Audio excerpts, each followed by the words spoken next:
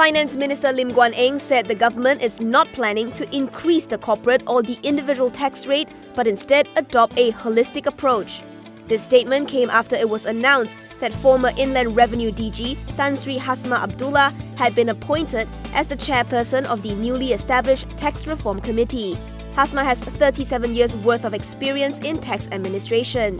The committee would be tasked with broadening and diversifying the federal government's tax revenue, but without adding extra burden on the rakyat. Among the main objectives are to reduce the tax gap, address tax leakages, and explore new revenue sources. Also on the mandate is possible taxation of the digital economy, as well as a review of the effectiveness of tax incentives.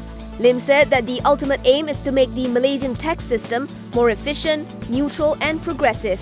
He added that the federal government would also strengthen the enforcement side to help protect against fraud.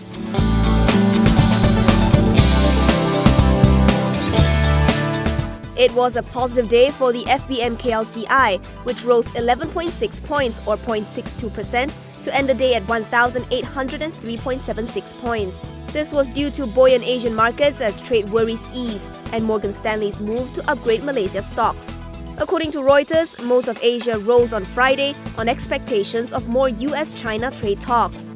This even as a surprisingly sharp interest hike in Turkey supported the lira and global risk appetite. Closer to home, Bloomberg reported that Morgan Stanley cut its MSCI EM index target for a third time this year. Malaysia was upgraded to equal weight, which helped to support the blue chips. Senior tech analyst from TA Securities, Stephen Su says investors might take profit once the KLCI reaches the 1,828-point level.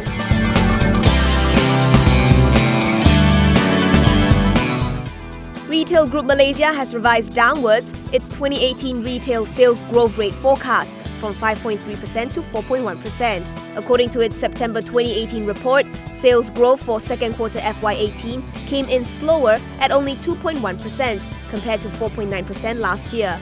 This also came in far below RGM's earlier estimation of 6.3%, as well as the Malaysia Retailers Association's projection of 6%. The latest result was at least 65% below market expectations. RGM states that despite zero-rated GST, Hari Raya, school holidays, World Cup and Father's Day, Malaysian consumers didn't spend due to lack of extra income.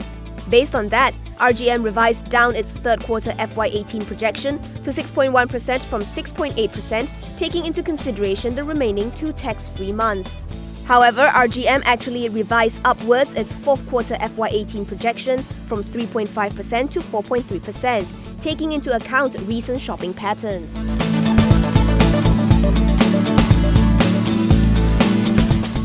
The Sultana of Terengganu, Sultana Nur Zahira, has denied ever having had direct or indirect involvement in the establishment of the Terengganu Investment Authority. The Terengganu Royal Council of Regency said the statement from the recently published The Sarawak Report, the inside story of the 1MDB expose, was outright false. It said that the Sultana has never had at any time known or had a relationship with the Joe mentioned in the book. Meanwhile, another new book, titled Billion Dollar Whale, revealed that former Goldman Sachs Group President Gary Cohen was the one who had backed the dealings with 1MDB. The other Goldman employees involved were Tim Leisner, who led the 1MDB bond sales, and Ondra Vella, who headed the debt and structured finance business in Asia.